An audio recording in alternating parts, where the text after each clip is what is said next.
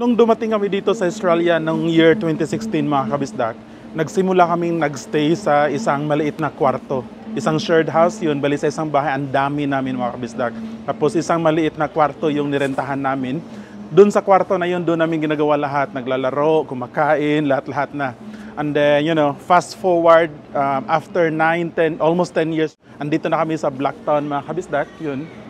Nandito tayo sa Blacktown Station at yun nga mga kabisdak, officially we are a homeowner dito sa Blacktown, New South Wales, dito sa Sydney. Dito sa Blacktown mga kabisdak, ang daming mga Filipino na shops dito, mga kainan, restaurant, barbershop, salon, dahil nga maraming mga kababayan natin na pinili na dito tumira. At kami mismo mga kabisdak, isa yan sa reason, we are feel at home dito sa lugar na to, at isa to sa mga kainan dito, yung Fiesta Avenue, Manila Food Shop, at kung pupunta tayo doon sa side na yun mga kabisdak, andun yung mall, yung West Point Mall.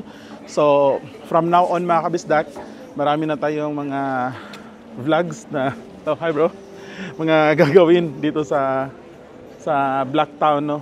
Pero pupunta tayo doon sa side na yun mga kabisdak, kasi andun yung yung sila Gian tsaka si Ami. Andun yung shop kung saan sila nagpa-picture para sa passport photo ni Gian. Sobrang laki nitong station ng Blacktown mga kabisdak, at ang kagandahan niya, connected siya sa mga malalaking station na papunta sa iba't ibang lugar dito sa Sydney. No, halimbawa, papunta ka sa Sydney City, which is ako, yung opisina ko nasa Sydney City, lang siya, mga 45 minutes galing dito sa Blacktown. Kung pupunta ka sa kahit saan, Blue Mountains, so meron siyang very accessible siya. So isa yan sa kagandahan dito sa Blacktown. At yung mall dito, mas malaki siya kumpara dun sa mall sa Marylands kung saan kami nakatira dati. Yung panahon ngayon dito mga kabisdak is medyo pangit. Umuulan ngayon, timing na nag-vlog tayo dito sa Blacktown. At ito mga kabisdak, Filipino na kain na din to. Barbecue Grill House. Yun. So tingnan natin yung mga binibenta niya, di ba? So mayroong turon with ice cream, halo-halo, fresh lumpia. Mga kababayan natin doon. So, di ba nakakatuwa mga kabisdak? Okay, halimbawa dito, Pinoy Station. Yun. So, andun yung Blacktown Station sa likod mga kabisdak. Hinihintay ko si Ami tsaka si Gian. Napa-picture si Gian doon sa loob para sa kanyang passport. Yung nabili namin na bahay or property dito sa Blacktown mga kabisdak is isang townhouse. 180 square meters yung lot, yung lupa. Pero ang kagandahan nun mga kabisdak, kasi siya, 20 years old something, brick siya, very solid, no? Brick cemento talaga yung wall, yung kwarto, very spacious, 3 bedroom siya, 3 bedroom, 2 toilet. At may space para sa parking area sa harap, at merong backyard na enough lang din, no, na siguro nakikita nyo na sa mga previous vlog ko. So townhouse mga kabisdak, and to be honest, no, nung naghanap kami last year nung bibili pa lang kami, meron kami nakita na house and lot talaga na nasa 200 or even 300 square meters na pareho yung presyo kung magkano may yung bilhin namin sa townhouse na yun, no? So, sasabihin ko later on mga kabisdak yung presyo ng townhouse na yun. So, yun nga, meron kami nahanap na mga bahay sa house and lot, same yung presyo, pero malayo mga kabisdak. Sydney City, nasa New South Wales pa rin, pero siguro mga 2 to 3 hours drive, no? Yung layo.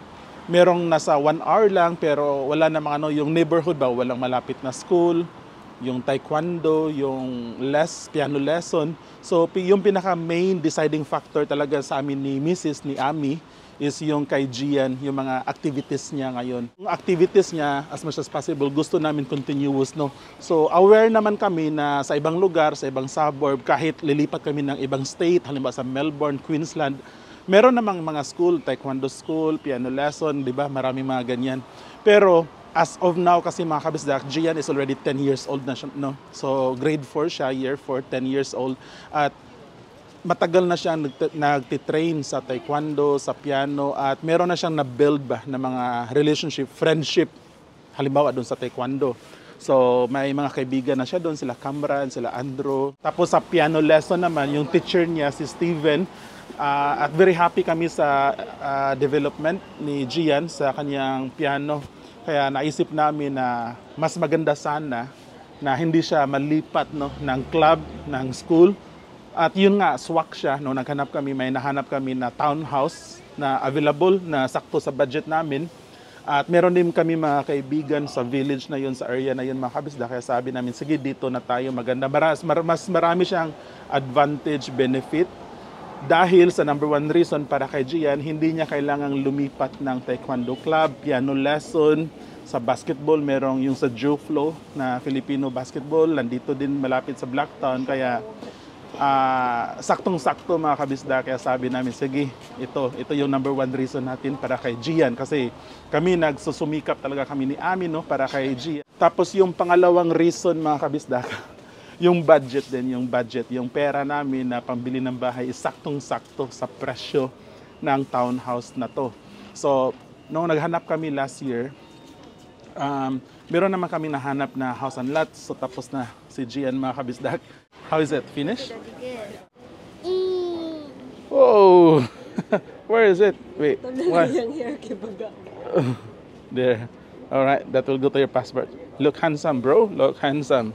Come on, let's go. Yung pangalawang reason, yung budget, yung pera namin, yung na-approve sa bangko, sakto lang no, sa presyo ng townhouse na to. So, i-share ko sa inyo mga kabisdak sa mga next vlogs natin kung magkano yung bili namin. No? So, yun nga, explain ko kanina sa reason 1, meron kami nahanap na mga house and lot na pareho ng presyo ng townhouse na to, pero malayo siya. So, ang tagal namin naghanap mga kabisdak, ang dami namin na-check, no, house and lot, townhouse. Sobrang mahal na talaga dito sa Sydney mga kabisdak, kasi sobrang mahal na. Usually nasa 1 million above no. So yung nakita namin tong townhouse na to, sabi namin okay na to kasi sa townhouse, sa Blacktown, accessible siya, malapit siya sa motorway, malapit sa Great Western Highway. Yung station dito, isa siyang malaking station. Tapos yung neighborhood kung saan nakapwesto yung townhouse, yung village is peaceful, very quiet, malinis. Kaya maganda siya na neighborhood mga kabisdak no, para sa family. Blacktown kasi maganda yung location niya. So yung train station mga kabisdak, very accessible pag pupunta kami sa Sydney City. So kami ni Ami, yung trabaho namin nasa corporate world no, nasa opisina kami nagtatrabaho sa isang kumpanya. Yung mga opportunity ng industry namin, accounting, corporate governance, nasa Sydney City talaga mga kabisdak. Kaya lang siya, malapit siya sa station. Kaya iniisip namin na pagpupunta kami dati sa Maryland, si Ami pagpupunta sa office, 2 train pa siya. So sasakay siya ng train galing sa Maryland and then lilipat siya no, para umabot siya sa North Sydney kasi andun yung opisina niya. Pero ngayon dito sa Blacktown, isang sakayan na lang. From Blacktown to North Sydney, mga 45 minutes para kay Ami, diretso na, or let's say 1 hour. And then, mas relax siya kasi syempre nasa train ka lang, hindi mo na kailangan lumipat ng ibang train. So yun yung location niya. Para sa amin, swak yung location ng Blacktown. Pag gusto kong pumunta sa beach, sa Central Coast Avoca, pwede pa rin. Mayroong motorway, accessible. Punta ka Blue Mountains, convenient. Mayroong motorway, Canberra, Melbourne, Queensland, gusto mo i-drive. So, sakto siya mga kabisdak. Pupunta kami ng airport, mayroong motorway. Kaya ang ganda mga kabisdak, no? So we're very happy sa decision namin na piliin tong Blacktown. Yung isa lang talaga sa adjustment na ginawa namin dito sa Blacktown mga kabisdak is kailangan ko nang ihatid si Ami no, papunta. Every morning, kailangan kong ihatid siya dito sa station kasi malayo siya pag lalakarin namin. So, kasi si Ami, kailangan niya pumunta ng opisina 3 times a week. Actually, maswerte na nga kami ngayon mga kabisdak kasi hybrid. Di ba dati 5 times a week talaga sa opisina. At ngayon at least si Ami, 3 beses lang niya kailangan pumunta sa opisina sa isang linggo. Ako naman mostly naka-work from home, walang problema. Pero yun nga, malaking adjustment sa amin na si Ami, kailangan ko nang ihatid dito sa Blacktown Station. Pero so far okay naman, wala naman naging problema. And then, kailangan ko na din siyang i-pick up, no? So, yung ginagawa namin, ihatid ko si Ami dito, tapos diretso kami sa school ni Gian, i-drop ko.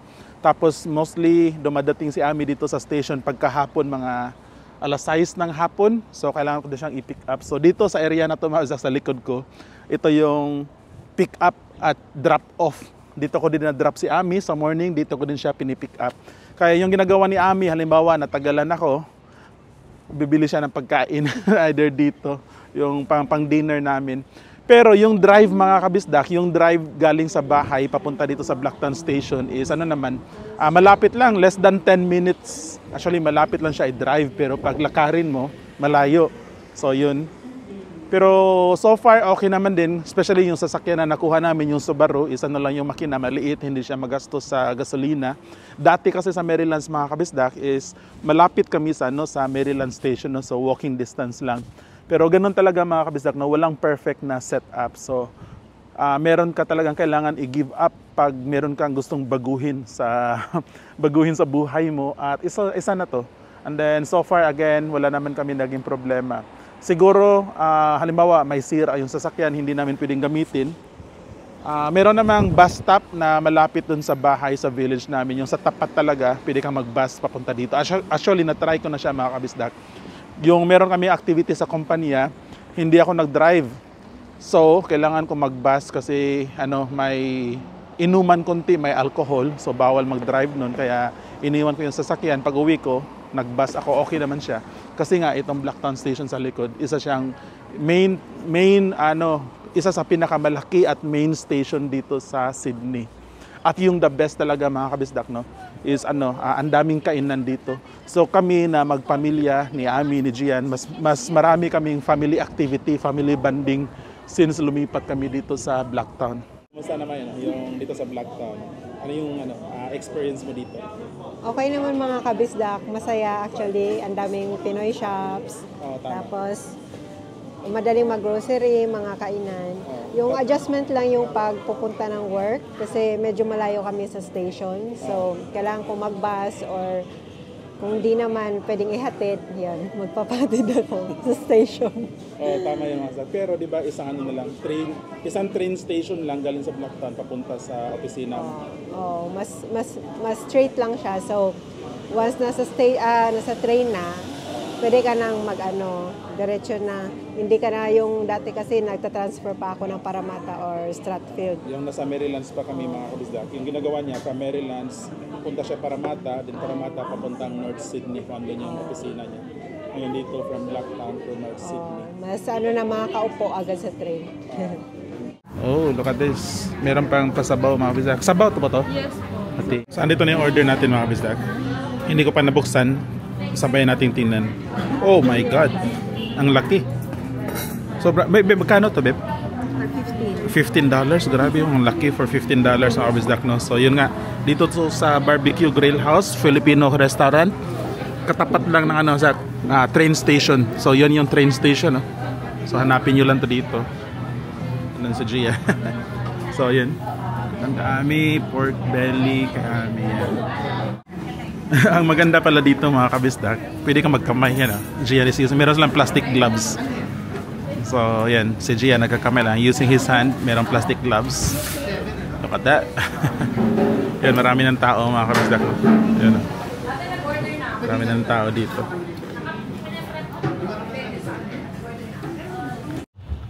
Alright mga kabisdak, so pauwi na kami ng bahay mga kabisdak. Pupunta sana kami sa Flower Power, yung mga nagbebenta ng halaman, kasi sila ngayon naka-sale 50% off. So bibili sana ako ng yung tiger grass tsaka palm tree. Yun. So next time nila kasi itingnan niyo mga kabisdak. Sobrang lakas ng ulan. So yun, biglang lumakas. So yun nga mga kabisdak, no, andito tayo sa Blacktown. So yung bahay namin papunta doon sa right side, so liko tayo dito. So yun, andito na, taga Blacktown na kami mga kabisdak, and we're very happy, we're very contented, satisfied. Wala kami reklamo sa naging decision namin sa pagpili namin dito sa Blacktown. Swak siya sa current lifestyle namin ngayon, and we feel at home dito sa Blacktown. So explore natin tong Blacktown mga kabisdak, kaya hintay-hintay lang kayo sa mga future vlogs namin na dito, mag-ikot-ikot tayo dito sa Blacktown. So plano ko mag-bike, i-bike ko tong buong Blacktown area, suburb mga kabisdak. So alright mga kabisdak, bye bye, see you sa next vlog. Mata sa langit, paa sa lupa. See you sa next vlog, bye bye.